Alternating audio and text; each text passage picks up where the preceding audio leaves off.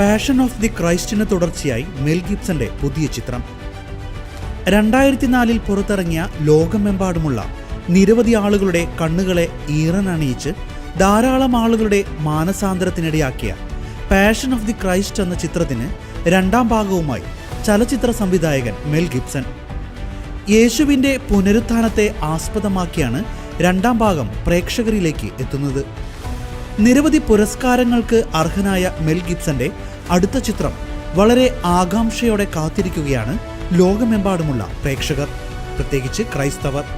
രണ്ടാം ഭാഗത്തിൽ the passion of the ക്രൈസ്റ്റിന്റെ യഥാർത്ഥ അഭിനേതാക്കളിൽ ജിം കവീസൽ, മയ മോർഗസ്റ്റേൺ, ഫ്രാൻസിസ്കോ ഡി വിറ്റോ എന്നീ നിരവധി അഭിനേതാക്കളെ ഒരുമിച്ച് കൊണ്ടുവരുന്നു. ഇസ്രായേൽ, മൊറോക്കോ, ഇറ്റലി എന്നിവിടങ്ങളിലായാണ് സിനിമയുടെ ചിത്രീകരണം നടക്കുക. യേശുവിൻ്റെ കുരിശുമരണത്തിനും പുനരുത്ഥാനത്തിനും ഇടയിൽ നടന്ന സംഭവങ്ങൾ, ഗൂഢാലോചനകൾ, ഹെറോദുസിന്റെ കൊട്ടാരം, പുനരുത്ഥാനത്തിന്റെ ഞായറാഴ്ച ജെറുസലേമിൽ നടന്ന സംഭവങ്ങൾ എന്നിവ ഉൾക്കൊള്ളിച്ചാണ് പുതിയ ചിത്രം നിർമ്മിക്കുന്നത്. 2025 ഏപ്രിൽ 18 ദുഃഖവെള്ളിയാഴ്ചയാണ് ചിത്രത്തിന്റെ റിലീസ് തീരുമാനിച്ചിരിക്കുന്നത്.